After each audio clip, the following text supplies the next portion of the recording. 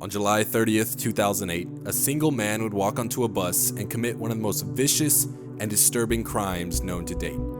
But even more shocking is that this same man walks completely free today.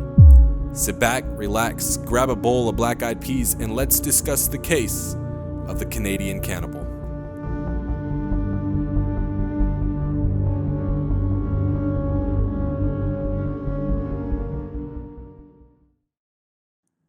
Today's story starts by introducing a man who went by the name of Tim McLean. Tim McLean was a 22-year-old man who was born in British Columbia but grew up in Winnipeg, and he lived a pretty interesting life. You see, Tim, he worked as a carny, and what this meant is that he would basically jump from city to city and he would work at the carnival events. He would be the person inside the carnival running the games, and he did this with a tight-knit group of people who would travel by bus and just jump from city to city doing this, and they would make the money at one event. They would go out, they would party, they would spend all their money, and they would hop to the next city and do it all over again. Well, Tim absolutely loved this lifestyle because he loved to travel, but he was also an extremely outgoing person. He was the type of person that you could put him in a room with complete strangers, and within minutes he would know their life stories, and he was just able to get along with anyone he met.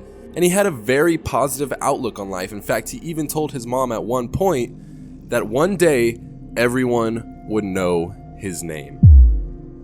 Well, eventually, as most people do, Tim decided that he wanted to move on to the next chapter of his life. He wanted something that was a little more permanent and maybe just something a little more secure, and he was just ready to move on from the carnival life. So, as he was stationed at a carnival in Edmonton and ready to move on to the next one in Regina, instead, Tim would decide that he was going to go back to Winnipeg, where he grew up with his parents, and prepare for his move to British Columbia.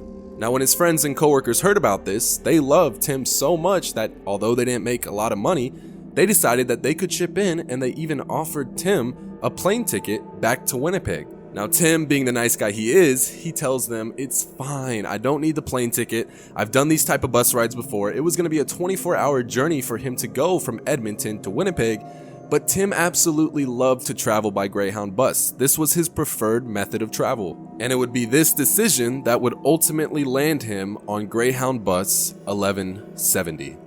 Well, the beginning of this journey would go extremely well, and Tim was just looking forward to this new life that he was about to start. He was extremely optimistic for the future. Well, along the journey, they would pick up a new passenger, and on the bus would step a tall Asian man who was wearing shades, and he would just take a seat at the front of the bus, and nothing seemed funny. In fact, everything seemed completely normal at first. But what the rest of the passengers on the bus didn't know is that the man who just walked on had been in recent direct contact with God.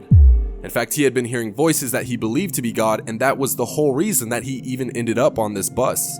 Vincent Lee, this man, originally had plans to go to completely different cities and in fact had no business being on this bus. But when the voices came into his head and told him that instead of going to these next cities, he needed to stay in Erickson, well, he decided that he was going to sit on a bench and sit on this bench for over 24 hours trying to sell his laptop.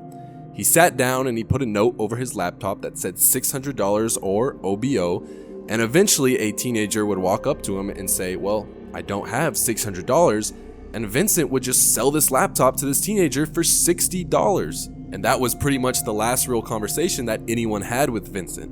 And it would be at this time that he would decide that he was just going to hop onto whatever the next bus was that came in through the town, which would ultimately land him on Greyhound bus 1170.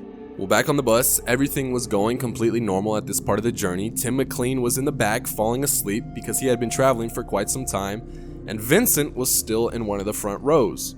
Well, eventually the bus would pull over and they would go for a quick break, and Vincent would hop out and go for a cigarette. When Vincent would return to the bus, he decided that he no longer wanted to sit in one of these front rows, and instead he would walk down the bus aisle slowly scanning every single person that he passed. And this would have him lock eyes with Tim McLean, who, being the nice guy Tim was, he gave him a nice smile, and Vincent decided that he would go in and sit in the open spot right beside Tim. Now, Tim, not thinking much of this, he just nodded off back to sleep, and everything seemed completely normal. However, a passenger sitting directly across from Tim and Vincent immediately just had a strange feeling about Vincent. There was something off about this man. He was acting completely weird the whole bus ride. He had a 2-liter soda and a roll of toilet paper, and he was just holding on to this the entire bus ride. In fact, every time he would go for a drink, He would put the toilet paper under his chin, and overall, he was just acting extremely weird. Well, eventually, after some time had gone by on the bus ride, Vincent would begin to chant something to himself. He was speaking in a different language. No one knew what he was saying, but he was whispering something quietly to himself, and it was the passenger that was across from them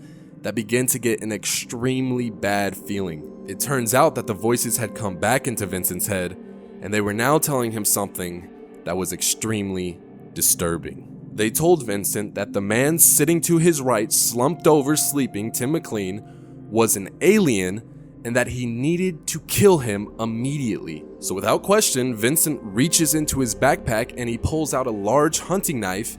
He does one last look at Tim McLean and he begins to stab him in the neck and chest. And as soon as the knife hit Tim, he became completely conscious of what was going on and he let out a scream so disturbing that every single person on the bus can vividly remember. Ah! Ah!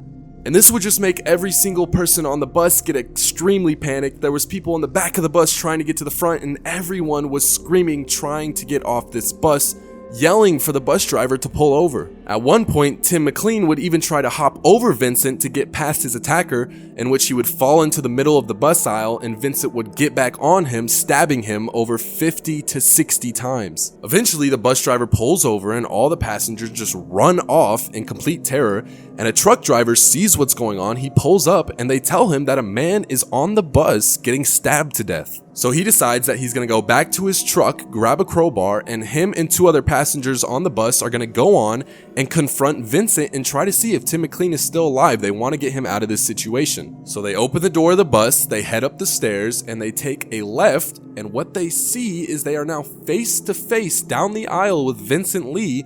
And Vincent, at this point, he is just in a whole different state of mind. He looks back at them completely emotionless. There's no look on his face. He stares at them, kneels down, takes the hunting knife in one hand, and begins to decapitate the body of Tim McLean. And these three men are just witnessing this horrific event. They're completely helpless. And eventually, Vincent gets the job done. He stands up and he begins to head towards these men down the bus aisle with a knife in one hand and Tim McLean's head in the other. And seeing this, the three men just run off the bus, they slam the door, and they barricade it from the outside so that Vincent cannot come out. But what Vincent does do, in front of every single passenger on the side of the bus, they can see everything that's going on in the side. He walks down the bus aisle holding the head up almost like it's some sort of prize, and he walks to the front where the driver's window is, looks at everyone, slowly pulls the head up, and he just drops it at the foot of the door for every single person to see. And once again, the voice comes back into Vincent's head and tells him that he needs to go back to Tim McLean's body and start dismembering it, or he'll come back to life and attack him. So he walks back down the bus aisle towards the body with his hunting knife still in hand and begins to dismember parts of Tim McLean's body. Now it would be at this point that police would arrive and they would decide that their strategy was going to be to just completely outweight Vincent. They would leave him in the bus and Vincent was in there with Tim McLean's body just having complete freedom of whatever he wanted to do. And the police can be heard monitoring this situation, giving radio calls to each other that Vincent is hatcheting parts of Tim McLean's body and consuming them. He's in the bus alone just eating at Tim McLean's body because this is what the voices told him to do. Well, eventually Vincent would decide that he was going to try to hop out the back of the bus and a bunch of officers would close in and overpower him, ending the situation for now. It would be the following day that the forensic team would walk onto the bus and they would learn of the complete atrocity that had happened. Tim McLean's body parts were spread all throughout the bus, and on Tim's body itself, the eyes had been gouged out, presumed to be eaten, and 1/3 of his heart had also been consumed. Because of the absolute brutal nature of this crime, it made headlines and was on the news all over Canada. And that day, Tim McLean's mom was working at a senior home, and that happened to be on the news, and she even told the people right next to her that, oh my god, that could have been her son, and they said a quick prayer for the family, later to find out that it in fact was her son. Tim McLean's father was even expecting him for dinner that night and would go out and buy his favorite fried chicken, and upon returning, he would find that all Tim's friends were at his house, and they would let him know the devastating news. And it turns out that Tim McLean would not be the only life taken from this event. One of the first responding officers, Ken Barker, had such a hard time processing what he saw that night that he was diagnosed with an extreme post-traumatic stress disorder, and 6 years after the incident, he would end up taking his own life. Now for Vincent, when the court date came, they decided that because he was such in a psychotic state, instead of sending him to prison, they would send him to a psychiatric center for 1 year where he would be given tests and monitored to see how his mental health was. And in 2015, he would be approved to leave, but he had to live in a group home and follow group rules. But in 2016, Lee changed his legal name and won the right to live alone. And the following year, Lee was given complete freedom, and today he walks a completely free man like none of this ever happened. I'm curious to know what your guys' opinions are, so please leave them in the comments. Should Vincent be a free man today? If you unfortunately did enjoy this video, then go ahead and subscribe because I will be posting weekly crime. I'll see you in the next one. Stay safe.